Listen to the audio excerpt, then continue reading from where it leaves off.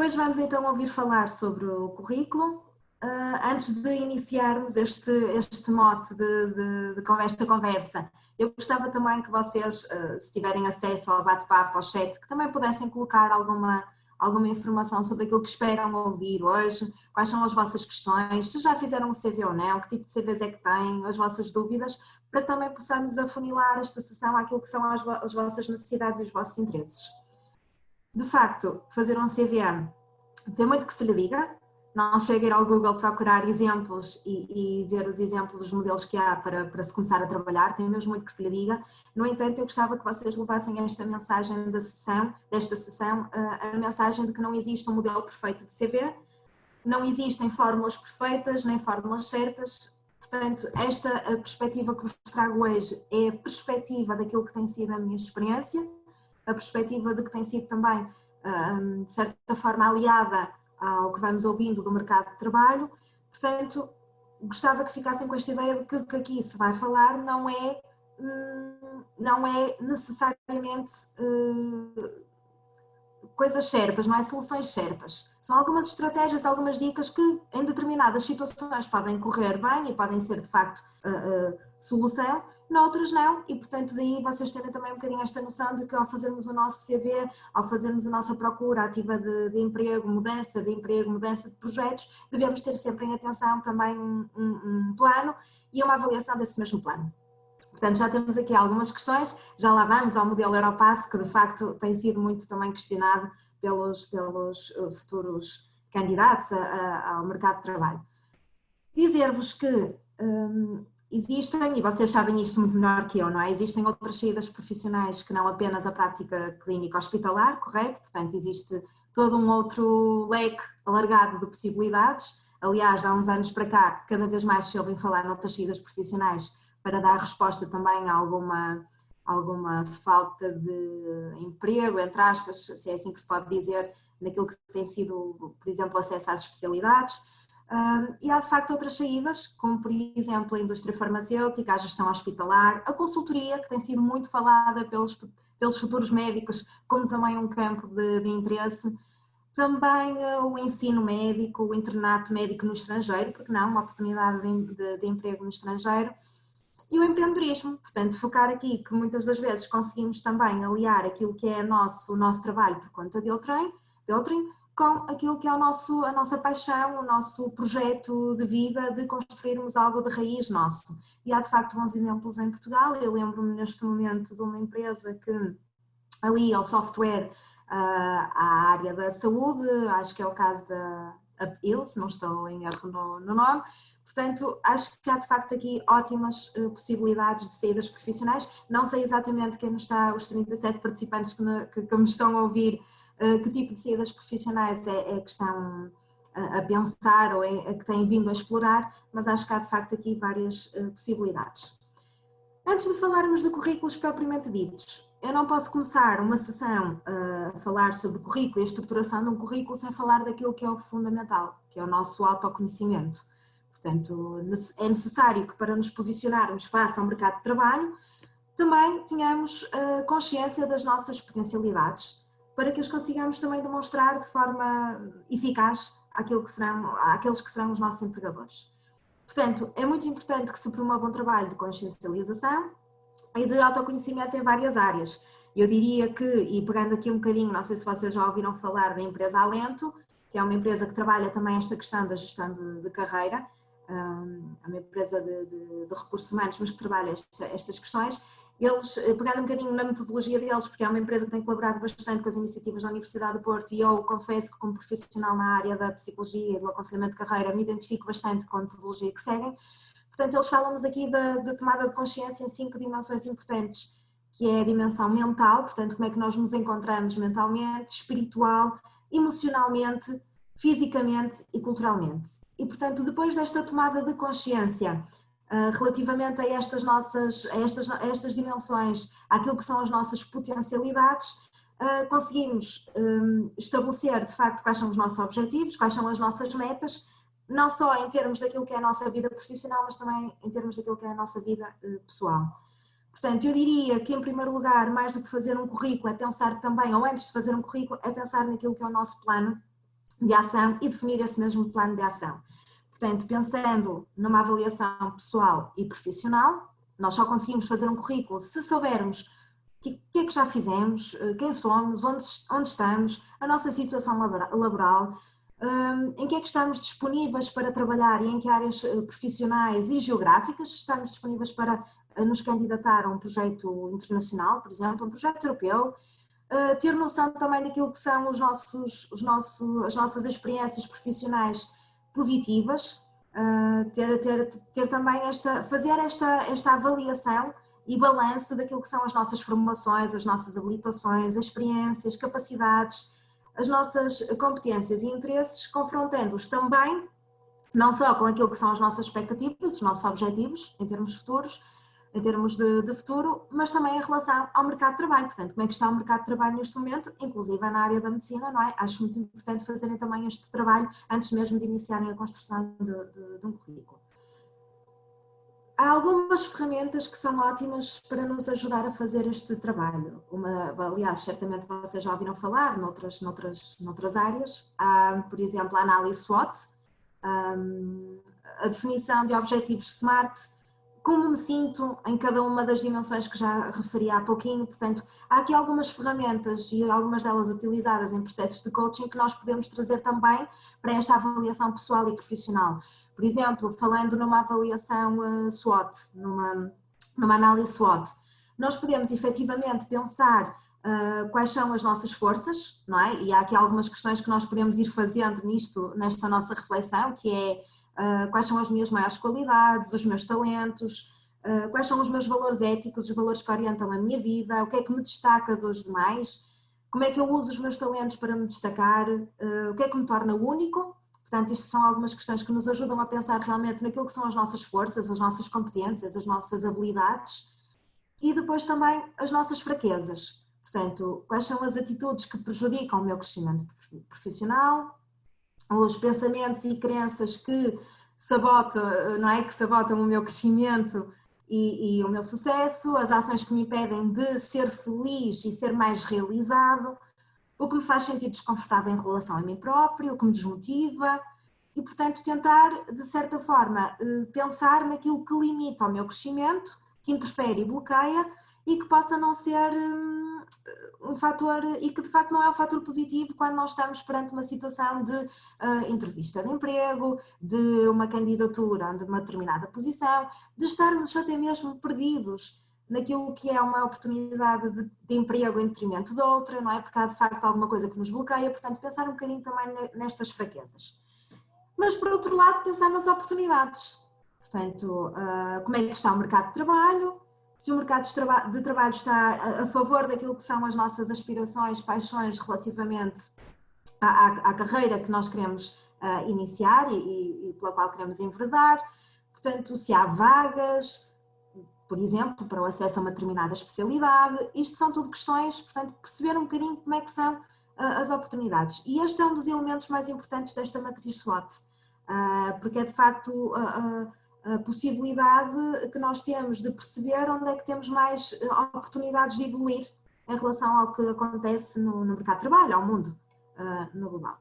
E depois também prepararmos para as ameaças, não é? Se há uma elevada concorrência profissional, se temos uma indisponibilidade para viagens, se há uma falta de domínio também da nossa parte em termos de tecnologia, em termos da literacia, digamos assim, digital. Portanto, no fundo, tentar perceber como é que nós nos podemos preparar para vencer um determinado desafio, não é? Portanto, conhecer mais profundamente tudo aquilo que compromete os nossos resultados pessoais e profissionais.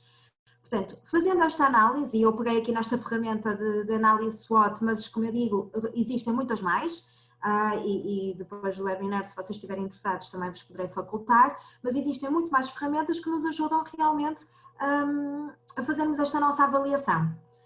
Portanto, e a pensarmos quais são as nossas histórias de sucesso, o que é que me realiza pessoal e profissionalmente, portanto, quais são as minhas motivações, que papéis é que eu posso desempenhar numa determinada entidade, numa organização empregadora, e se a minha gestão de prioridades é sinónimo de qualidade de vida. Portanto, isto são algumas questões que nós podemos efetivamente trabalhar em termos daquilo que é o nosso autoconhecimento. Também trabalhar, portanto, além desta análise, digamos assim, mais de avaliação pessoal e profissional, clarificar também aquilo que são os nossos objetivos. Nós só conseguimos fazer um CV se tivermos bem em consideração a que é que nós nos queremos candidatar, a que oportunidades, a que possibilidades. Portanto, é importante que tenhamos consciência e foco naquilo que são os nossos objetivos pessoais e profissionais. A ideia aqui é um bocadinho refletirmos sobre aquilo que é os nossos interesses, de forma a conseguir perceber a direção, o caminho que vamos seguir, onde é que vamos procurar estas oportunidades, que investimentos é que vamos fazer, não é? Se precisarmos de investir numa determinada formação, numa determinada, num voluntariado, por exemplo, se precisamos de investir do nosso tempo também para ganharmos essas experiências, essas competências. Eu acho que isto aqui é muito importante, definirmos objetivos a médio, a curto, médio e quem sabe a longo prazo, se bem que este longo prazo depende muito também daquilo que é o mercado e dos nossos projetos de vida, das nossas aspirações, e nós sabemos cada vez mais que têm sofrido bastante alterações e vão sofrendo, portanto eu diria que pensar em objetivos a curto, médio prazo e definir 3 objetivos. Aliás, se vocês quiserem, podem, se não quiserem, podem não partilhar no chat, mas pelo menos tenham um papel à mão ou mentalmente, pensem já em 3 objetivos pessoais, profissionais que têm. Portanto, se uma carreira, se múltiplas opções, nós somos efetivamente feitos de pequenos projetos de vida, ou se para a nossa vida nós queremos um grande projeto de vida, que caminho vou seguir, se vou tentar ter um estágio, trabalhar por conta de outrem, fazer portanto, estar inserido naquilo que é a prática clínica hospitalar, se o nosso objetivo é uma oportunidade internacional, se é fazer voluntariado numa organização com médicos no mundo, pelo mundo, portanto, tentar pensar aqui realmente nestes objetivos. Nós em gestão de carreira, ou melhor, em aconselhamento de carreira, às vezes perguntamos às crianças mais pequenas, não é? O que é que querem ser quando forem grandes, e às vezes esta questão parece que nos cai, não é? Parece que estamos a fazer uma pergunta realmente muito infantil, o que é que queremos ser quando formos grandes?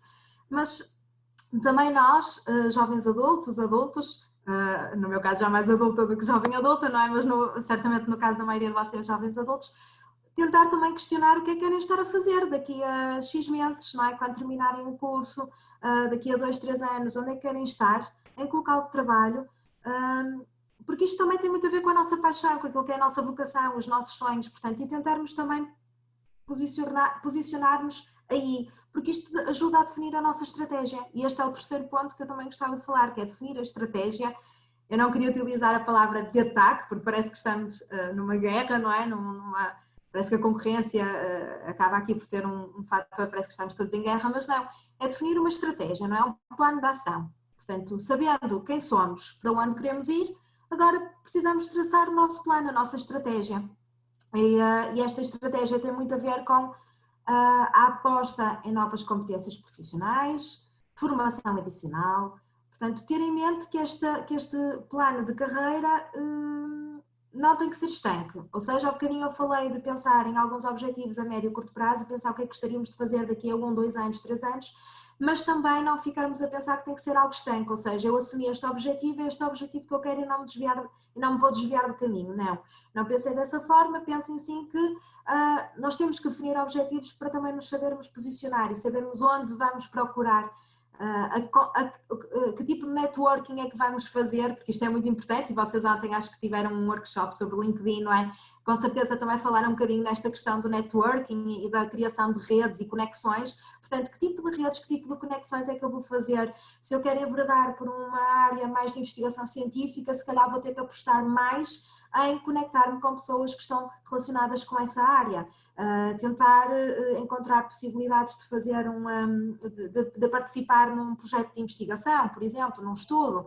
Se o meu objetivo é trabalhar mais naquilo que é o ensino, então se calhar eu vou ter que começar também a criar networking, conexões com pessoas que estão já a trabalhar nesta área e por que não dar também assistência a aulas, por exemplo, para perceber um bocadinho como é que funciona e se efetivamente é algo que eu quero trabalhar no futuro. Portanto, isto é muito importante.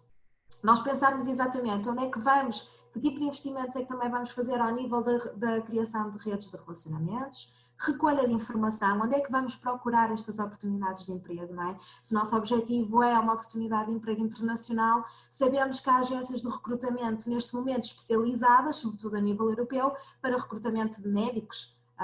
Portanto, tentar pensar efetivamente sabendo qual é que é o nosso objetivo, tentar pensar também e procurar onde é que vamos encontrar este tipo de informações para nos apresentarmos e para apresentarmos a nossa proposta de valor ao mercado. Portanto, isto é importante definir este plano à medida. Portanto, e para além de definir este plano à medida, e é aqui neste plano que também se incluem as ferramentas de marketing pessoal, eu não sei se vocês ontem também ouviram falar de marketing pessoal ou se já ouviram falar, mas é neste plano que se inclui ferramentas como a carta de apresentação, a carta de motivação, o CV, o perfil no LinkedIn, um perfil mais profissional, um perfil numa rede de publicações, de investigadores, se o nosso objetivo for de facto a investigação científica, portanto, é aqui que se insere este currículo. Mas para além deste plano, há que avaliar também. Há que avaliar o nosso desempenho, portanto, acompanhar os resultados obtidos, reformular estratégias, se não correu bem esta candidatura, o que é que não correu bem, o que é que nós achamos que possa não ter corrido tão bem numa entrevista e, portanto, redefinir este nosso plano. Por isso é que eu dizia que não temos que ter objetivos estanques, não, porque efetivamente isto vai mudando. Vai mudando consoante aquilo que são as nossas aspirações, consoante as conexões que nós vamos criando, os projetos de vida que vamos ouvindo outras pessoas partilhar e que acabam também por ser inspiradores para nós e pensarmos noutro caminho. Portanto, é sempre importante irmos avaliando também estes nossos planos, estes nossos objetivos, não é? E acompanharmos estes resultados. Portanto, isto é fundamental. Deixem-me só ir vendo aqui no bate-papo as questões que vocês vão colocando.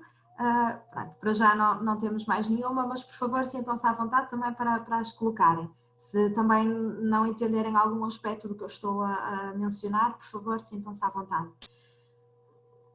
Focando-nos agora sim naquilo que é o currículo e retomando um bocadinho aquilo que eu dizia inicialmente, o currículo é uma ferramenta daquelas que nós podemos utilizar para o nosso marketing pessoal, para nos darmos a conhecer ao mercado. Existem muitas outras, como já falamos, portanto existem as redes sociais, o nosso portfólio, a nossa carta de apresentação, portanto existe muitas outras ferramentas que nós podemos utilizar.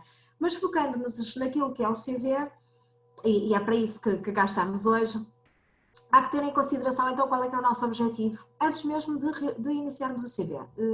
Agora lançando aqui uma questão, já todos vocês têm um CV, já fizeram um currículo, quais foram as vossas principais dificuldades, que tipo de modelos é que utilizaram, portanto isso é importante nós termos em consideração para também podermos perceber que o que é o modelo que podemos utilizar numa determinada situação não é o modelo que vamos utilizar noutra.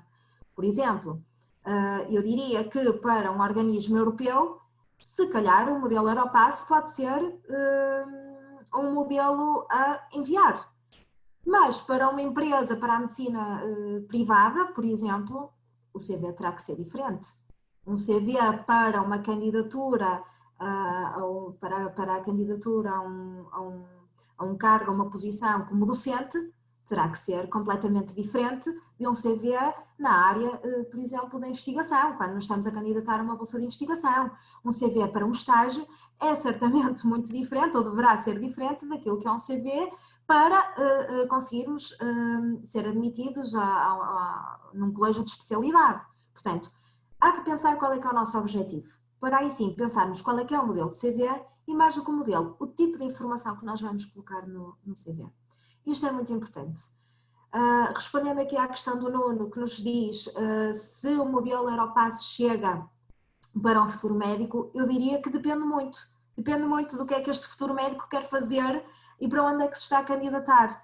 Como eu digo, o modelo Europass, eu não sei se vocês todos já fizeram o modelo Europass ou não. O modelo Europass eu considero que é um ótimo instrumento para nos pôr a refletir e para quem ainda nunca fez um CV, é um bom instrumento para também pensarmos um bocadinho sobre aquilo que nós devemos ou não colocar no CV, o que é que devemos destacar ou não. E porquê que eu acho que é um bom instrumento? Porque o modelo Europass tem as categorias, estão muito bem estruturadas, estão muito bem divididas, inclusive tem uma categoria que é aquela que nos dá mais trabalho, que é a das competências. E não quer dizer que nós tenhamos que colocar no currículo as competências dessa forma, ou seja, não temos que dizer que somos responsáveis, que trabalhamos bem em equipa, até porque só dizer isso não chega, desculpem-me a expressão, mas é um clichê, toda a gente o diz, mas o modelo Europass, ao nos perguntar isto e ao querer que se responda a isto, ajuda-nos a refletir. Ajuda-nos a refletir sobre quais são as nossas competências, o que é que nós sabemos fazer, se sabemos trabalhar em equipa, se sabemos gerir o nosso tempo, se sabemos gerir projetos, e isto é importante porque nos leva a pensar onde é que, quando e onde é que nós adquirimos estas competências, em que situações, com quem, em que trabalhos, em que estágios, em que experiências, se foi no âmbito de um voluntariado, se foi quando pertencia à associação de estudantes. Portanto, isto ajuda-nos a refletir e por isso é que o CV, por isso é que o modelo Europass no CV acaba por ser um bom instrumento para nos ajudar a refletir. Portanto, quem ainda não fez o CV, eu acho que pode começar exatamente por aqui. Pegar no modelo Europass, de forma a tentar estruturar a informação que já tem relativamente às suas experiências e relativamente à sua formação. Doutora Fernanda, Sim, à vontade. Temos aqui uma questão. O António pergunta: o que é mais importante quando pretendemos candidatar-nos a uma determinada posição? Se este tipo de informação, como o CV, ou a entrevista propriamente dita? Bom, isso não há uma resposta, eu diria, certa e uma única resposta. Eu diria que depende muito do nosso objetivo. O que é que eu quero dizer com isto? Por exemplo, um concurso para a abertura de uma posição a um cargo de docente, na Faculdade de Medicina da Universidade do Porto, por exemplo, obedece a uma série de requisitos. O CV tem que ter uma série de requisitos. Se vocês virem um CV de alguém que se candidata a uma posição para docente, num curso de medicina, por exemplo, é assustador o tipo de informação que é requerida. Portanto, a informação sobre atividade de investigação, atividade científica, publicações, artigos, material pedagógico que tenha criado, que tipo de experiência ao nível da docência que já tem, formação pré-graduada, pós-graduada, internato, congressos, publicações, congressos, simpósios, se participa em sociedades científicas ou civis, portanto, toda a prática e toda a atividade assistencial também, portanto, são currículos que chegam a ter, e não se assustem, mas depende muito também da experiência que a pessoa já tem, mas são currículos que chegam a ter centenas de páginas, aliás, são currículos que, e lá está, tem que obedecer a uma série de regras, tem que ter um índice, tem que ter numeração, tem que ter uma pen onde se coloca toda esta informação também segmentada e com um índice sobre aquilo que são as nossas experiências, sobre o material que criamos, as publicações que fizemos, os artigos que escrevemos, os capítulos, os resumos, tudo. Portanto, eu diria que muitas das vezes nós só conseguimos uma entrevista se fizermos o currículo conforme é requerido pela abertura do edital, do anúncio. Uma bolsa de investigação é exatamente a mesma situação, não é? Se nós nos estamos a candidatar a uma bolsa de investigação, nós temos que obedecer àquelas regras daquele anúncio. Porquê? Porque a nossa possibilidade de ir a uma entrevista vai ter em consideração a informação que colocamos no currículo e a forma como essa informação foi referida, se foi ao encontro ou não daquilo que era requerido. Portanto, por exemplo, nos concursos públicos e nas bolsas de investigação isso acontece, há uma cotação, há uma classificação para cada uma das informações que é requerida. Se é requerida experiência em determinado projeto, em determinada área de investigação científica, eu terei que ter no meu currículo dessa forma, exatamente dessa forma, porque corro o risco disso, da informação que eu colocar não ser cotada. E, portanto, se não é cotada, eu não vou atingir aqueles pontos necessários para ir a uma segunda fase, que é uma entrevista. Portanto, eu diria que depende muito. Agora, se me perguntam, a informação é o mais importante do que o modelo do CV. Agora, depende muito para onde nós nos candidatamos. Estamos a candidatar-nos para sermos admitidos a uma especialidade. Os colégios de especialidade, e vocês têm acesso a essa informação, não é? Na Ordem dos Médicos vocês têm acesso a essa informação, os colégios de especialidade têm mesmo normas, e diferem de uns colégios para outros, não é? Vocês têm normas sobre como há de ser o CV, e há situações em que o CV tem que ser impresso e entregue em papel, por exemplo. Há situações em que o CV tem que ser numerado, tem que ter um cabeçalho, tem que ter um rodapé, tem que ser assinado, tem que ser datado, portanto depende muito, mas isto são regras que vos são facultadas nestes casos. E, portanto, vocês têm que estar mesmo atentos a estas regras. Agora, quando não há um modelo de CV, quando não há um requerimento, quando não há um edital que vos diga que o CV tem que seguir esta e esta norma, há de facto informações que eu acho que são importantes e que devem ser colocadas. Mas nós temos a ver uma questão relacionada com isso, se calhar até posso lê-la antes, que Sim. é, o Arthur pergunta se vale a pena descrever essas competências de forma tão pormenorizada ou se devemos ser sucintos e referir de forma simples os nossos estágios, cargos, etc. Acho que é no seguimento do que a doutora Fernanda ia falar. Depende muito. Se estamos a candidatar-nos para atividades, como eu digo, docência, não é? Ensino, docência, investigação, para cargos, por exemplo, na prática clínica hospitalar, Sistema Nacional de Saúde, para o colégio de especialidade, toda a informação tem que ser detalhada. Toda, eu diria que toda, porque isto vai sofrer uma cotação, não é? Pronto, eu diria que temos que ter um currículo mais detalhado possível, com categorias. Também, porque isto ajuda à leitura e é aqui que é o principal foco, é como é que nós vamos colocar essa informação, por categorias.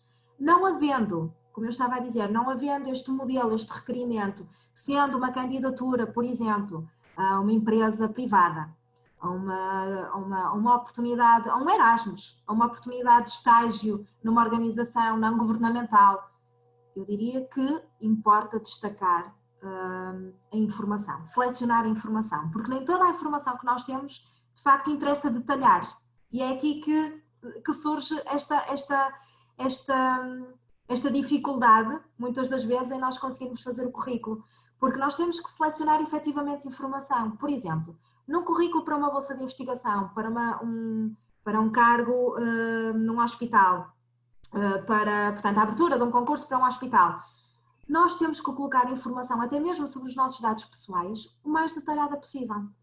E às vezes até se chega ao ponto de pedir a filiação, o nome dos pais, por exemplo.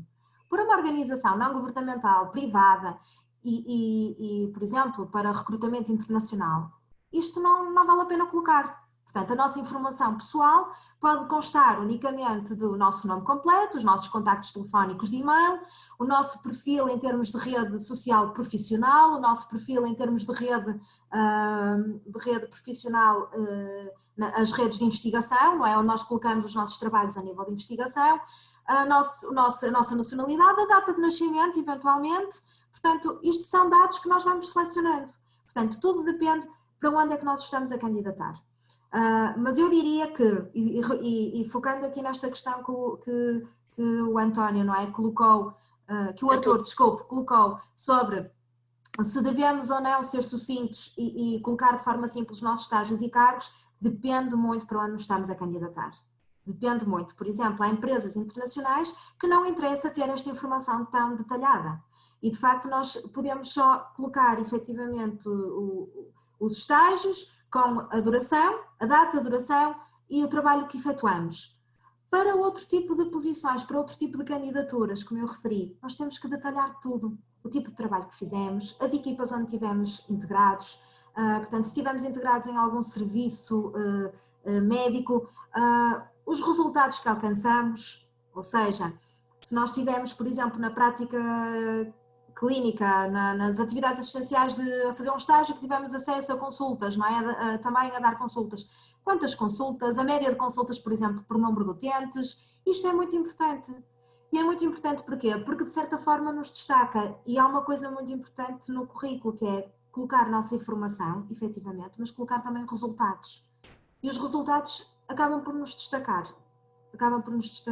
Portanto, eu diria que depende muito, e depende muito do tipo de informação que nós colocamos e a oferta à qual nos estamos a candidatar. Se é uma oferta, imaginem que é uma oferta para trabalharem como numa organização internacional de médicos, portanto, que tem missões humanitárias. Importa destacar tudo aquilo que foram os vossos projetos em termos de voluntariado médico, de voluntariado na comunidade. Isso importa destacar. Porquê? Porque vai ao encontro daquilo que é a missão da organização, está bem? Se calhar, para uma prática clínica privada, importará também fazer referência, mas não detalhar, percebem? Portanto, depende muito do tipo de posição, de função, de oferta à qual nós estamos a candidatar e de tipo de candidatura. O Bruno também nos questiona aqui qual a melhor estratégia ao elaborar um CV, não é? Para um jovem que terá que concorrer a cargo contra outros currículos de profissionais mais velhos. É uma ótima questão. Como através do CV o jovem poderá enaltecer o seu potencial?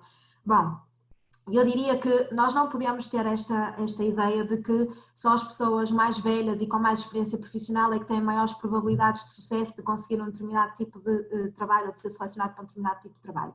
Não podemos de todo ter esta ideia, temos que ir um bocadinho também contra esta ideia. Porquê?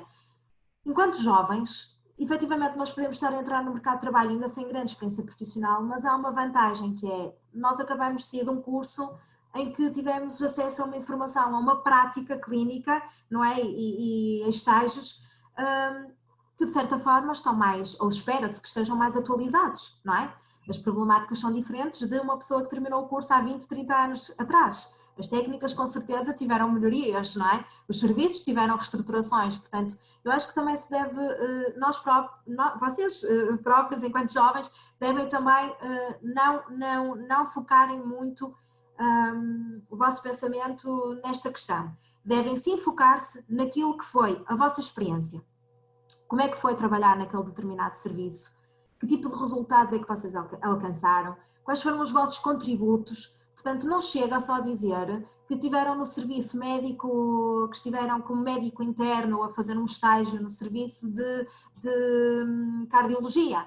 Não chega. Vocês têm que dizer em que é que estiveram a trabalhar, qual foi o vosso contributo, se estiveram envolvidos naquilo que foi a alteração a protocolos. Portanto, isso é muito importante, porque é aí que nós conseguimos perceber as diferenças relativamente a alguém que já tem muito mais anos de experiência profissional, não é? Portanto, detalhar sim esse tipo de informações. Por exemplo, ao nível da formação, nós estávamos a falar dos dados pessoais, como já disse, pronto, há alguns dados que efetivamente nós temos que detalhar mais quando estamos a candidatar-nos a determinadas posições, há outros que não. E, portanto, os dados pessoais podem ser o nosso nome completo, contactos telefónicos, nacionalidade, o local de residência. Imaginem que vocês estão a candidatar a uma oportunidade internacional. Vocês dizem que o vosso país é Portugal, mas devem já no currículo referir, entre parênteses, se quiserem, à frente do país, da localidade, da zona de residência, devem referir que estão disponíveis para trabalhar naquela zona à qual se estão a candidatar. Tá bem? Isto é muito importante, porque destaca logo, não é? A pessoa sabe que vocês candidataram tendo em consideração essa vossa disponibilidade para, tá bem? Portanto, a data de nascimento, os e-mails, o LinkedIn, o URL para as vossas publicações, portanto, isto são tudo dados pessoais que vocês devem ter. A par disso, muitas das vezes nós vemos currículos com o objetivo profissional e o posicionamento, e eu acho que vocês devem sim colocar isto. O objetivo profissional e o posicionamento. Quando nós estamos a falar, atenção, de currículos que não seguem aquelas regras, está bem? Aquelas normas, aqueles requisitos, aqueles requerimentos. Vocês devem colocar a que é que se estão a candidatar e o que é que esperam, não é? Qual é que é a vossa paixão? Em que é que gostariam de trabalhar? Portanto, o objetivo profissional e o posicionamento é fundamental. Sobretudo para quem vos está a ler, perceber a que é que vocês estão a candidatar, o que é que vocês esperam, qual é que é a vossa paixão, em que é que vocês esperam trabalhar. Portanto, isto é fundamental. Se vocês disserem, sou um jovem graduado em medicina e gostaria de trabalhar nesta área, gostaria de fazer um estágio nesta área para, com este objetivo, e sou apaixonado por esta área, isto dá logo uma imagem e uma ideia, uma apresentação pessoal vossa muito importante e destaca logo o vosso valor. Eu, quando recebo um currículo com este objetivo, com este posicionamento, ainda que vocês façam uma carta de apresentação e de motivação, que eu acho que devem fazer, mas no currículo coloquem também um pequenino parágrafo, não é preciso ser um texto enorme, está bem? Atenção que o currículo deve ser factual, deve conter factos, não texto descritivo, está bem? Ou pelo menos a maioria dos currículos não deve ter, se estamos a falar de um currículo para uma posição, por exemplo, de assistente convidado, de professor, não é? Convidado, aí sim, o currículo deve ter um bocadinho mais de texto, mas quando nós estamos a falar de outro tipo de currículos e currículos para prática privada, para organizações consultoras, por exemplo, para a indústria farmacêutica, por exemplo, isto são tudo questões que nós temos que ser factuais. Alguém que se candidata a uma consultora, alguém que se candidata a uma área mais relacionada com a gestão clínica, hospitalar, o currículo tem necessariamente que ter resultados, dados, números. Quantas consultas, quantos protocolos, quantos projetos, tem que ter dados, porque é isso que ressalta à vista de quem vai ler o currículo, está bem? Pronto, numa organização de voluntariado, de missão humanitária, se calhar não importa tantos números, importa muito mais aquilo que é de facto a nossa paixão e a nossa contribuição para a comunidade, está bem? Portanto, tentem ter um bocadinho também isso em atenção. Mas ia eu falando depois da formação, eu já vi que temos aqui de facto algumas questões, não é? Temos aqui uma que acho que é facilmente respondível, que é se devemos organizar as experiências por data ou pela pertinência. Ok, sim, pronto. Se não houver um modelo, se não houver uma regra, não é? Nesses concursos a quais vocês se candidatam, se não vos disser que é por ordem cronológica do mais antigo para o mais recente, eu diria que vocês devem começar sempre do mais recente, mas para o mais antigo, está bem? Posicionar sempre as vossas experiências do mais recente, aquelas que foram as últimas experiências, para o mais antigo. Ok, muito bem. Mas atenção que nem sempre isso é regra. O que é que eu quero dizer com isto? Se a vossa última experiência foi durante 5 anos numa área a qual não é a área em que é a área a qual vocês não se estão agora a candidatar, também? Imaginem que vocês estão a candidatar a outra área em que a vossa experiência, em que tiveram uma curtinha experiência há mais de 5 anos atrás. Também? Então, se calhar, mesmo colocando cronologicamente do mais recente para o mais antigo, aquilo que vocês devem destacar é essa experiência que vai ao encontro dessa mesma área, dessa função à qual se estão a candidatar, também. Não percam muito tempo a detalhar a experiência que tiveram mais recentemente, se de facto não for essa a que vos vai trazer mais pontos, entre aspas, mais destaque para a posição à qual vocês estão a candidatar. Há que detalhar e destacar as posições, as nossas experiências, formações que vão ao encontro daquilo que é os valores, a missão, a função, os requisitos da função à qual nós nos estamos a candidatar. Acho que acabou de responder à segunda pergunta do Luís Sousa, que era se ao detalharmos demasiado áreas que não são do interesse da entidade empregadora, se perderíamos o interesse dessa parte. E acho que foi isso que acabou de responder. Detalhar, exatamente. Por exemplo, ele fala aqui uma candidatura a um estágio num hospital privado. Nós não vamos... Essa era a primeira questão, estava a ler a segunda. Ok. Estava relacionado, mas sim, mas também poderemos responder à primeira. Exatamente, nós não podíamos detalhar informação que não joga, ou melhor, todas as nossas, não me interpretem mal, todas as nossas experiências, todas as nossas formações, todos os congressos a que nós assistimos, webinars, agora, não é? Muito mais agora, a que nós assistimos, são super importantes para nós, porque contribuíram para o nosso enriquecimento. Se não foi profissional, foi pessoal, certamente, e o pessoal acaba por contribuir para o nosso, para aquilo que nós somos enquanto profissionais, está bem? Nós só somos bons profissionais porque se calhar somos boas pessoas. Isto é importante, portanto, tudo contribui para o nosso desenvolvimento pessoal, certamente irá contribuir para o nosso profissional enquanto bons profissionais. Mas há informação que nós não precisamos de detalhar. Eu vou dar aqui um exemplo muito, muito concreto, e que vejo muitas vezes nos currículos de jovens estudantes e estudantes que estão a terminar o curso, que é terem uma categoria chamada participação em congressos ou conferências. E têm um elencar de 10, 20 congressos e conferências. E eu pergunto, ok, mas isto foram conferências, foram congressos em que teve algum póster, alguma comunicação, algum artigo, em que teve como speaker? E o que me dizem é, não, eu só assisti. É importante, sem dúvida, é muito importante e é ótimo que o façam. Agora, ter uma categoria do currículo em que nós temos metade do currículo com esta informação para uma função, atenção, para um hospital privado, uma clínica privada, uma empresa privada, uma consultora, uma indústria farmacêutica, uma indústria na área da cosmética, ou que seja, se calhar não é uma boa estratégia. Eu diria que seria uma boa estratégia se nós, dentro dessas 10, 20 experiências que tivemos, de estarmos a participar num congresso ou de termos assistido a um congresso, colocarmos, por exemplo, aquele em que o speaker é super conhecido na área, conceituado na área, nós tivemos a oportunidade de assistir àquela pessoa a falar sobre uma nova técnica, um novo protocolo na área de avaliação de diagnóstico, por exemplo. Eu diria que há que selecionar informação para este tipo de organizações, atenção, está bem? Porque quando nós estamos a falar de currículos em que se pede o máximo detalhe, então aí sim, então temos que detalhar tudo aquilo que são as nossas experiências. Agora, mesmo neste máximo detalhe, atenção, porque nós estamos a candidatar-nos para um hospital, por exemplo, para a clínica, para uma medicina privada, e colocamos com muito detalhe experiências de associativismo, se calhar não vale a pena detalhar, mas vale a pena dizer que as tivemos e podemos criar uma categoria chamada outras atividades, em que incluímos realmente o associativismo, em que incluímos por exemplo, voluntariado médico, intervenção médica na comunidade, portanto, isto são tudo atividades que nós podemos colocar, não é? Mas não detalhá-las, não é? Se acharmos que de facto não vai trazer nada, não vai trazer um plus, não é? Se calhar não detalhamos. Agora, isto também depende muito a quem nós nos estamos a candidatar. Se nós nos estamos a candidatar, se a pessoa e nós sabemos, não é? Porque isto tem muito a ver com o networking que nós fazemos, não é?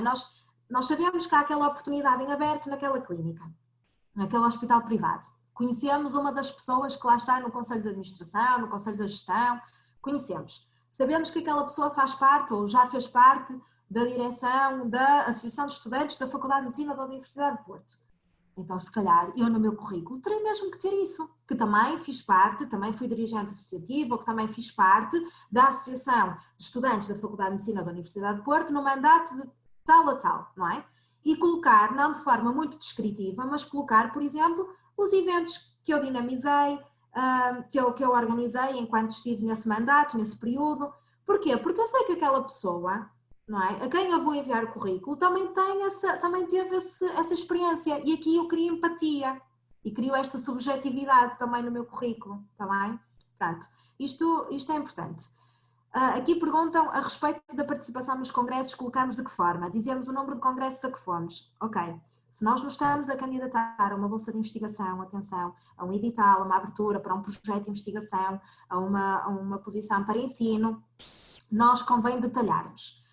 Eu normalmente sugiro que vocês coloquem uma categoria chamada atividade científica, está bem? E aí nós podemos encaixar tudo, e mesmo dentro daquilo que é atividade científica nós podemos criar subcategorias para ser mais fácil a leitura do CV, e nessas subcategorias, por exemplo, nós podemos colocar as publicações, podemos colocar apresentações, podemos colocar participação em ensaios clínicos, portanto, nós podemos dividir, está bem?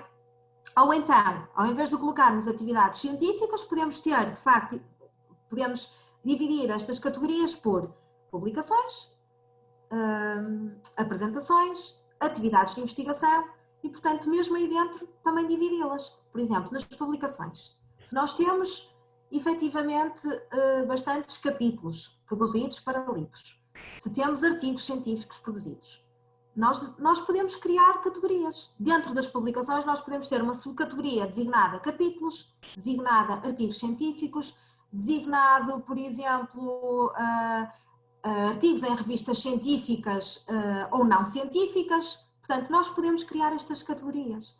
Artigos em revistas científicas ou não científicas e indexadas ou não indexadas, publicações online, portanto colocando o endereço ativo, não é, para essa publicação online que fizemos. Relativamente às apresentações, se fizemos alguma apresentação, se foi realizada sob a forma oral, em que conferências, em que comunicações, se foi uma comunicação livre, se foi em painel com um póster, portanto, e aqui nós devemos sempre incluir o nosso nome e o nome dos autores, não é? Porque normalmente estes são trabalhos que são feitos em coautoria, portanto o nome de todos os autores.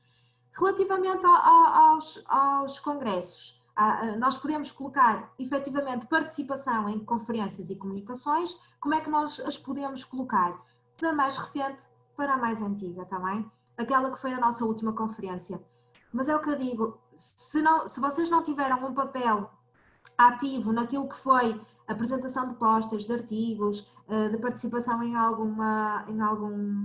de apresentação num painel, então coloquem, se só estiveram a assistir, coloquem só aquelas que são realmente mais relevantes dentro da área a qual se estão a candidatar, porque senão o vosso currículo fica muito, muito extenso e importa muito mais a vossa experiência, os vossos estágios, a vossa formação pré-graduada, graduada, o vosso internato, do que propriamente os congressos a que assistiram se não tiveram um papel ativo, está bem? Portanto, tenham isso também em atenção.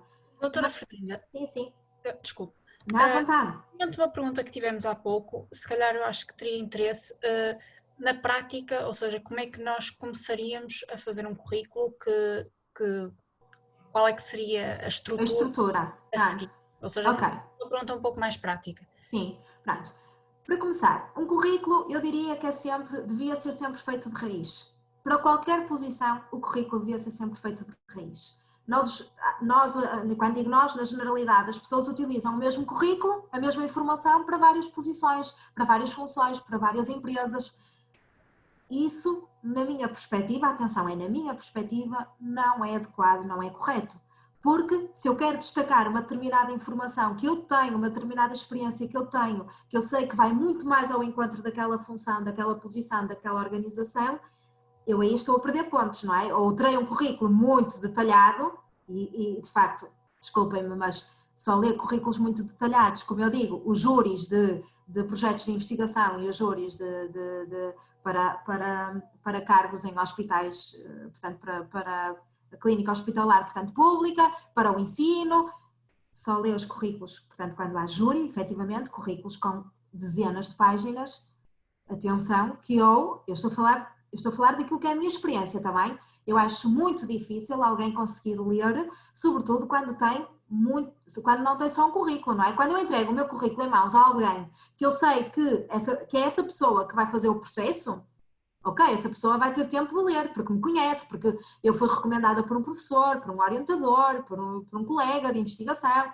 não é? Eu estou a entregar a essa pessoa diretamente. Portanto, eu sei que a partir da pessoa vai perder tempo com o meu currículo, ainda que ele esteja muito extenso. Vai perder tempo. Agora, se eu estou a fazer um processo de candidatura habitual, que é envio um e-mail e lá está o meu processo, não é a minha candidatura, atenção, com um currículo com muitas páginas, corremos o risco de não ser lido convenientemente. Portanto, à segunda, terceira página já perdeu o interesse da parte do recrutador, está bem? Ele não vai ler o resto. Portanto, é preciso terem atenção também à forma como nós fazemos o currículo e o tipo de página e o número de páginas que colocamos no currículo. Por isso é que eu digo que ter só um currículo para tudo que é oferta, não é o adequado. Nós devemos selecionar a informação. Nós podemos ter sim um documento Word onde vamos colocando tudo o que é a nossa experiência. Todos os estágios voluntariados, todos os estágios por iniciativa ou sem ser por iniciativa, todas as formações, todos os webinars, todas as conferências, todos os artigos que nós fizemos, participação criamos uma revista na área, tudo, nós devemos colocar tudo. Agora, a ideia é ir buscar esse documento, esse repositório, aquilo que importa para aquele CV, está bem? Muitas das vezes nós ouvimos, e certamente vocês também vão ouvir, muitas pessoas a dizer que o modelo one page, portanto só uma página, que é o ideal. Eu não sou tão apologista disso. Ou seja, eu acho que sim, que nós devemos tentar encurtar ao máximo a informação, sobretudo, por exemplo, as empresas internacionais, eu noto que têm muito esta característica de querer a informação toda numa única página, porque para eles, se está numa página, é o que importa, está bem? E eu não sou assim tão apologista disso, sobretudo em determinadas áreas como é a vossa área, que é uma área de facto muito rica em termos de experiências. Portanto, mas eu diria que no máximo, para quem está a terminar o curso e que não se está a candidatar a ofertas com este grau de complexidade como é o ensino, um professor, não é? Convidado, um professor assistente, pronto, um professor catedrático, muito menos, não é? Eu diria que duas, 3 páginas, no máximo as 3 páginas também, não mais do que isso. Aliás, se me permitem, eu diria mesmo 2 páginas. Eu acho que é suficiente, porque obriga-nos a este esforço de destacar o que realmente importa para aquela função, para aquela área, para aquela organização. Está bem? Como é que nós vamos estruturar isto? Portanto, eu já falei dos dados pessoais, já falei do objetivo de posicionamento que devemos colocar. Atenção, devemos colocar, eu estou sempre a reforçar isto porque eu não queria mesmo que vocês se esquecessem que para determinadas posições há regras, está bem? Portanto, e se calhar nessas regras não está contemplado estes campos, está bem? Mas falando de uma maneira geral, para o privado. Essa é a ideia, ter uma ideia geral, se tivermos informação a encontrar. É isso, portanto, tenham sempre primeira atenção ao que se estão a candidatar, se há algum requerimento, se há algum requisito, se há algum modelo de CV que vos estão a dar. Se não houver, ok, vocês podem fazer um modelo personalizado e vosso. Mas eu diria, dados pessoais, o posicionamento, o vosso objetivo profissional, a vossa experiência profissional, está bem? E aqui em experiência profissional, eu acho que vocês deveriam colocar, ou experiência técnica ou profissional, não é? Eu acho que vocês deveriam colocar aquilo que é a vossa experiência como, por exemplo, médicos internos, como uma experiência em determinado serviço de medicina interna, cirurgia torácica, pneumologia, sei lá, vários serviços. Em que serviço é que foi esta experiência e durante quanto tempo, durante quantos meses, também? Pronto, sempre do mais recente para o mais antigo. Podem incluir aqui, se vocês não tiverem muita experiência profissional nem muitos estágios, podem incluir aqui também os estágios. Se bem que eu acho que colocava os estágios numa categoria um bocadinho à parte, está bem? Pronto, eu colocava os estágios mesmo como uma categoria de estágios. E aí eu colocaria os estágios de curta duração, como se fosse um calendário de estágios, não é? Do mais recente para o mais antigo. Portanto, as datas, o local, em que serviço, em que entidades, a duração. Referências ao orientador pode ser importante, em determinadas organizações pode ser importante saber que vocês tiveram como orientador aquela pessoa. Qual foi o trabalho desenvolvido, por exemplo, apresentação casuística de patologias observadas, porque não colocarem essa informação, se o estágio foi opcional ou não, se foi por vossa iniciativa, isto é muito importante também colocarem, sobretudo naquilo que é privado, também é muito importante colocarem se foi por vossa iniciativa ou não. Portanto, eu diria que quer na experiência profissional, quer nos estágios, e se vocês não incluírem os dois no mesmo campo, mas dividirem por terem de facto muitos estágios e alguma experiência, eu diria que é os vossos contributos para aquilo que foi o trabalho naquele serviço, naquela organização, naquele departamento. Por exemplo, se estiveram envolvidos em protocolos de avaliação, em protocolos de intervenção em patologias específicas, se estiveram envolvidos nas unidades, por exemplo, de saúde familiar, não é? Se estiveram envolvidos em panfletos educativos para os doentes, se participaram na organização de novos programas, em que consultas, se estiveram envolvidos em consultas específicas, em sessões educativas para a comunidade, para os doentes, se estiveram envolvidos também na aplicação de técnicas e tratamentos e dizer também algumas dessas técnicas e tratamentos, porque não, isto é relevante, sobretudo para quem está a terminar o curso. Estão-me a ouvir? Estão a ouvir?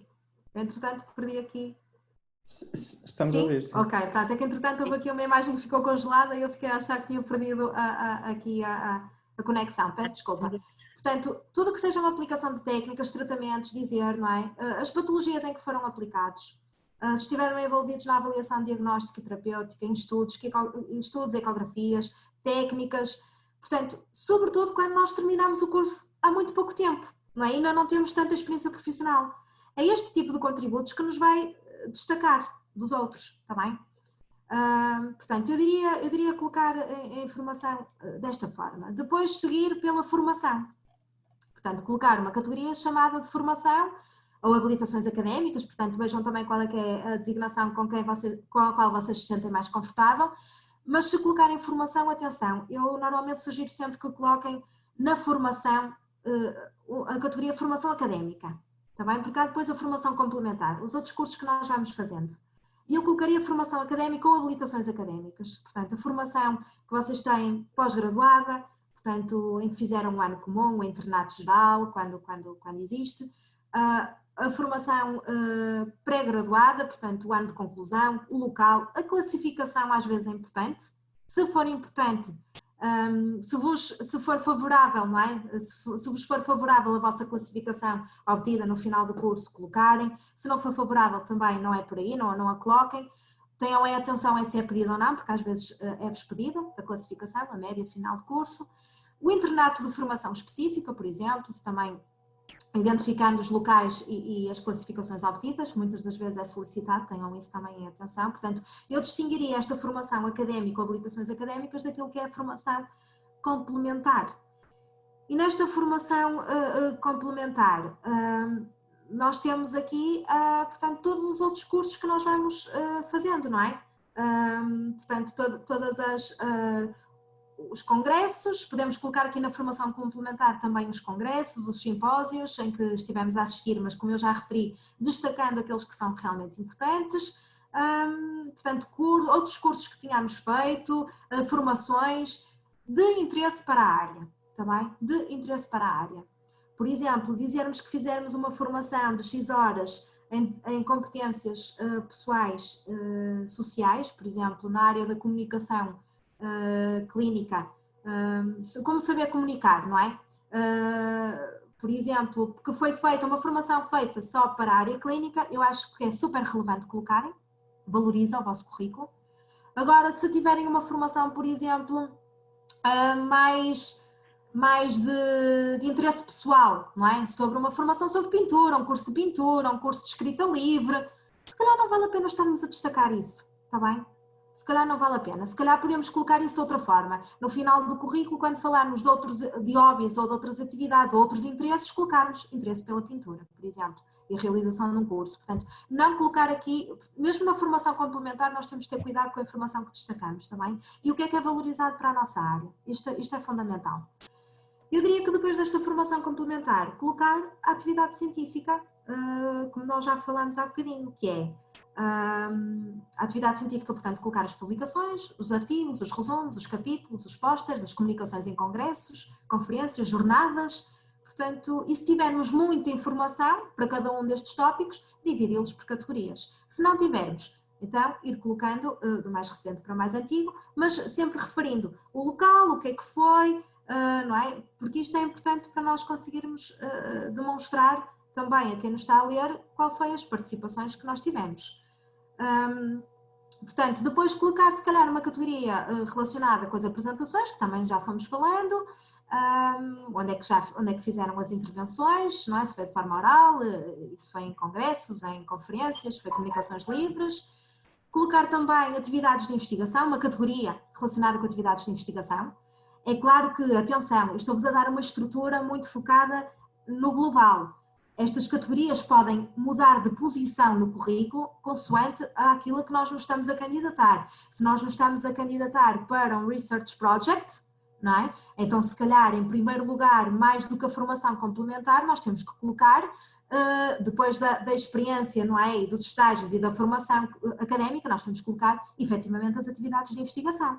A participação em ensaios clínicos, em projetos de investigação, como é que se chama o nome do programa de investigação clínica ou o nome do projeto, como é que o projeto foi avaliado, ou como é que a unidade em que vocês estão a trabalhar, a unidade de investigação em que vocês estão a trabalhar foi classificada ou está classificada, o nome dos investigadores, a instituição, a data, não é? O tipo de estudo, se é prospectivo, retrospectivo, se é um caso clínico, portanto, isto é muito importante que vocês o façam. Agora, como eu digo, tenham atenção à posição das categorias, tendo em conta as atividades às quais estão a candidatar, também isto é fundamental. Tudo o que é investigação, projetos de investigação, vocês devem primeiramente, depois da formação, da experiência, colocar as atividades de investigação, as publicações, os artigos, também isto é muito importante ter em consideração que não há uma estrutura rígida, há uma estrutura que nós temos que ter em mente, em termos de categorias, mas que podemos ir jogando, também.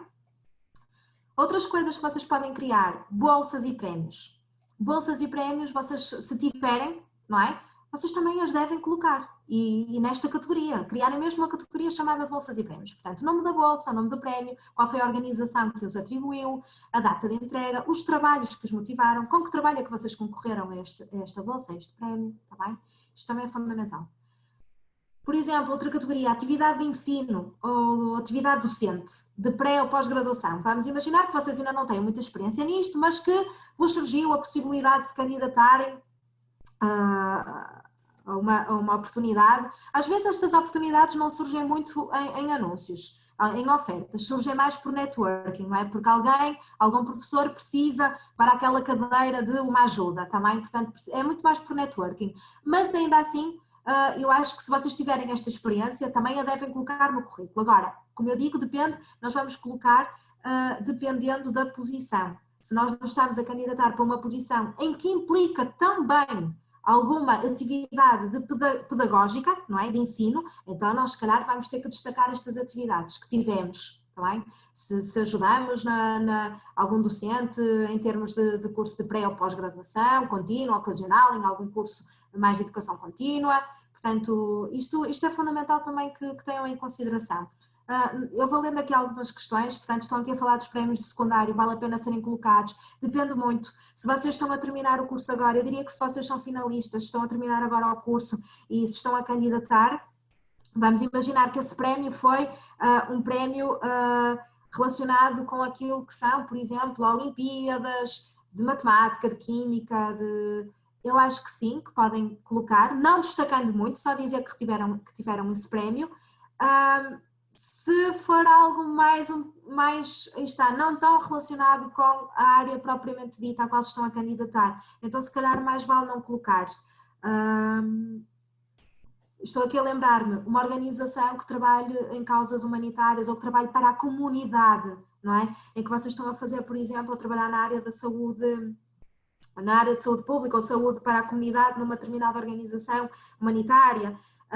Se calhar poderá ser interessante colocar algum prémio que tenham tido, por exemplo, no âmbito de participação cívica, não é? Nós temos, por exemplo, o prémio de cidadania da Universidade do Porto. Se vocês já receberam um prémio desse estilo, então sim, faz sentido colocarem, está bem? Aí está, isto depende tudo do momento em que nós estamos. Se nós estamos a terminar o curso, se ainda não temos assim tanta informação ou tanta experiência profissional, tantos estágios, então vamos ver que informação é que nós temos anteriormente ou outras experiências que não estão relacionadas com a medicina propriamente dita, que possam ser uma mais-valia para nós. E se calhar esses prémios são. Portanto, eu diria que sim, se calhar tendo em consideração aqui qual é que é a organização à qual nos estamos a candidatar, mas eu diria que sim, tendo em consideração também aquilo que é a extensão do vosso currículo e a extensão e o detalhe das vossas experiências, também se não tiverem muitas, então vale a pena colocar. Se já tiverem um currículo muito detalhado em termos daquilo que é as experiências, os estágios, a atividade científica, então também tenham aqui algum cuidado também com este destaque que vão dando também a estes prémios mais antigos. Aqui também o António Bandeira pergunta-nos se quiser candidatar a cargos de gestão ou de consultoria, como é que posso fazer um currículo que me faça ter vantagem sobre pessoas com formação na área financeira de gestão. Muito bem, as consultoras são ótimas escolas e são ótimas academias, digamos assim. Porquê? Porque se vocês consultarem sites como, por exemplo, da McKinsey, da PwC, e de outras consultoras, mais relacionadas até mesmo com a questão médica, o que é que vocês vão encontrar? Vocês vão encontrar, muitas das vezes, eu acho que na maioria das vezes, vocês encontram um campo que vos refere a carreiras. E dentro desse campo de carreiras, dentro desse menu carreiras, normalmente há informação sobre como é que vocês podem apresentar o vosso currículo. E, portanto, eu sugeria que vocês, primeiramente, e aliás, não só para esta área da consultoria, mas para todas as outras áreas, fossem ver se a organização à qual se querem candidatar tem alguma coisa no site, façam uma pesquisa nos motores de busca, não é, no Google, façam alguma pesquisa. E façam também pesquisa através do LinkedIn. Vocês ontem ouviram falar sobre isto. E o LinkedIn é um ótimo recurso para pesquisar perfis de pessoas que estão a trabalhar nestas áreas. Portanto, António, a sugestão que lhe dou a todos os colegas é: vejam, vão pesquisar, e o LinkedIn permite fazer essa pesquisa, não sei se ontem o Pedro Caramês falou sobre isto, mas o LinkedIn permite que vocês façam uma pesquisa sobre as pessoas que estão a trabalhar na área de consultoria, mas na área da saúde, está bem? E vocês conseguem ver, portanto, medicina, consultoria, saúde, são keywords, não é? Palavra-chave. Vejam o perfil que essas pessoas têm, aquilo que elas estão a trabalhar, aquilo que elas estão a fazer, quais foram as formações que elas fizeram complementares. Isso é muito importante. É muito importante porque vos ajuda a perceber que investimentos é que vocês têm que fazer, mas também como é que podem colocar a informação no currículo. Que termos técnicos é que vão utilizar no currículo. Por exemplo, alguém que trabalha numa consultora, e o António fala aqui da gestão financeira, não é? Mas eu acho que muito mais do que a gestão financeira, do que alguém que diga que tem ótimos conhecimentos na área da gestão e ótimos conhecimentos na área da economia, é nós, através do nosso currículo, também dizermos que nos projetos em que estivemos envolvidos conseguimos, por exemplo, fazer uma análise métrica dos KPIs, não é? Os indicadores de desempenho. Portanto, isto para as consultoras é ótimo. Porquê? Porque estamos a ver que no currículo temos alguém formado em medicina, mas que no currículo está a introduzir conceitos e termos, palavras, que são palavras do mundo da consultoria, está bem? Do mundo da gestão. Portanto, tenham isso também em atenção. Portanto, para ter vantagem, o que eu posso dizer é que as consultoras, portanto, alguém que seja da área da saúde, alguém que seja da área, por exemplo, de um data scientist, não é? Que não tem tanto a ver com medicina, ou melhor, um data scientist não é médico, não é? Mas todas estas áreas, medicina, data scientist, podem ter a certeza que são muito, muito, muito valorizados e muito absorvidos pelas consultoras. Até mesmo, eu não diria mais do que há pessoas formadas em gestão e com MBAs e programas executivos em gestão, não é isso, mas neste momento as consultoras estão a apostar nestes projetos na área da saúde. Aliás, eu estou em crer que com a situação que nós vivemos hoje em dia, não é? Com esta pandemia, com aquilo que nos foi imposto pelo Covid, eu acho que vai haver aqui muita abertura ao mercado para áreas não diretamente relacionadas com a gestão pura, não é? Mas para outras áreas mais relacionadas com a saúde. Portanto, António, não se foque tanto nesta questão de não ter ainda tanta experiência ou formação nesta área, mas se o seu objetivo for fazer de facto carreira na área da consultoria, tente também ver se as pessoas que estão a trabalhar nestas áreas fizeram, por exemplo, algum programa de executivo, algum executive program, se fizeram algum MBA, se fizeram um programa de gestão em saúde, há mestrados também nesta área, portanto, tente ver se de facto vale a pena o investimento, está bem? Eu acho que isto é muito importante, nós começarmos a perceber também estas questões. Outras atividades, outra estruturação que vocês ainda podem colocar no currículo, outras categorias. Eu diria que atividades de enriquecimento curricular, por exemplo, vocês podem colocar a participação em mesas redondas, em palestras, a afiliação em sociedades científicas, profissionais, se calhar não tanto para quem está a terminar o curso há pouco tempo, mas pessoas que já têm mais alguma experiência profissional e que estão de facto inseridas nestas sociedades. Também é importante colocar o nome das organizações, a data de inclusão, a caracterização do tipo de membro, se é efetivo, se não é, a intervenção e trabalhos que podem fazer neste âmbito, portanto isso é importante. Atenção à afiliação em partidos, em associações partidárias, também eu não recomendo que coloquem, só estamos aqui a falar de sociedades científicas ou profissionais. Outras atividades complementares, já fomos falando, podem criar uma categoria realmente relacionada com voluntariado e aí colocar tudo aquilo que foram os vossos projetos de voluntariado médico e sem ser médico para a comunidade. Falta aqui coisas importantíssimas como as competências linguísticas. Alguém que se está a candidatar a ofertas internacionais tem mesmo que ter esta categoria muito bem descrita, não é? Alguém que se está a candidatar a oportunidades, por exemplo, no Reino Unido, tem mesmo que ter um nível de inglês de independente a proficiente, eu diria também. Colocar também as competências digitais, fundamental. Há bocadinho falei-vos no exemplo da Uphill, não é? Que associa o software com a gestão de saúde, portanto com a saúde. E é importante nós também colocarmos as competências digitais que temos. E outras atividades, portanto, os nossos hobbies, os nossos interesses, atividades desportivas, sociais, culturais, lúdicas, de associativismo, portanto, pertencer a uma associação de estudantes de uma faculdade é muito importante, pertencer a uma associação da nossa zona onde vivemos também é muito importante, portanto, eu diria que isto são informações que têm que constar no currículo. Agora, a forma como as destacamos, a forma como as trabalhamos, como as apresentamos, depende sempre da função, da categoria, da organização, dos requisitos que são solicitados para essa mesma candidatura. Portanto, nós vamos fazer o nosso currículo, tenham sempre em atenção, tendo em consideração aquilo que é a posição à qual nos candidatamos. Eu não sei, eu acho que já estamos em cima do tempo, não é? Queria dizer, está interessante, muito interessante o workshop, mas já passamos a nossa hora. Eu queria pedir aos participantes que não saíssem já e estou a compartilhar neste momento, não sei se conseguem ver, um QR Code que também está nos comentários, está também o link, portanto escolham a forma que vos der mais jeito. E pedíamos que antes de terminarmos a sessão, ou depois que preenchessem não é um inquérito, é um questionário muito rápido, e agradecíamos que o fizessem. Queria também agradecer, doutora Fernanda.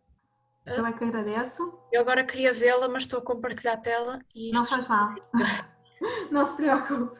Eu é que agradeço e permita-me reforçar o seguinte, a questão da avaliação no final de um workshop é muito importante.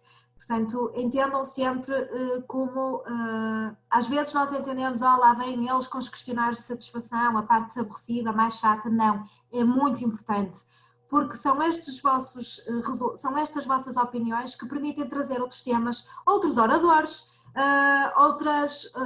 tornar estas sessões muito mais ativas, muito mais interativas, portanto, eu reforço a avaliação, que é muito importante. Antes de terminar, eu só deixava aqui 2 notas. Se vocês tiverem necessidade de mais informação sobre o currículo, de que alguém faça análise individual ao vosso currículo, eu sugiro que vocês contactem o Porto Talento e Carreira através do e-mail carreira@rate.up.pt, portanto carreira@rate.up.pt. Ser-vos-á dado esse aconselhamento em termos de CV ou de outras questões que tenham, está bem? O nosso propósito no Porto Talento e Carreira é realmente ajudar à integração profissional, mas também ao desenvolvimento de competências e à promoção e desenvolvimento de carreira. E antes de terminar, eu deixava aqui com um livro, isto não sei se estão a ver bem, mas eu vou ler o título, que é Pensar Depressa e Devagar, que é do Daniel Kahneman. Portanto, ele foi vencedor do Prémio Nobel da Economia, é psicólogo, mas porquê é que eu sugiro este livro? Porque este livro é um livro que, muito embora, pronto, ele foi vencedor do Prémio Nobel da Economia, vocês pensam psicólogo a vencer um prémio de economia, bom, e porquê este título relacionado com carreira? Porque este livro, não sei se já alguém o leu, se o conhecem, mas este livro, Pensar Depressa e Devagar, é um livro que eu recomendo para vocês terem um bocadinho a noção de que a carreira é um risco. E porquê é que eu quero dizer, o que é que eu quero dizer com isto? Que qualquer decisão que nós tomamos é um risco. Portanto, acho que este livro vos pode ajudar a pensar naquilo que vai ser a vossa carreira no futuro. Que a carreira não tem que ser uma decisão estanque, nós temos muitos projetos de vida. O meu projeto de vida há 10 anos, aquilo que eu pensava para a minha vida profissional há 10 anos, mudou, entretanto, está bem? E, portanto, eu acho que este livro vos pode também ajudar a perspectivar a carreira como um todo e que conecta tudo aquilo que é a nossa vida. Todos os nossos gostos, interesses, as nossas paixões, a nossa vida familiar, pessoal, portanto, eu recomendo realmente a leitura deste livro. E acho que assim termino, espero que tenham gostado. Se precisarem, por favor, contactem-nos, está bem? Muito bem, obrigada a todos que estiveram presentes. Terminamos assim esta nossa semana sobre o tema de gestão e carreira com o workshop de LinkedIn na quarta-feira e hoje com o workshop de currículo. Obrigada a todos, obrigada doutora Fernanda. Obrigado eu e bom fim de semana a todos. Obrigadíssima, bom descanso.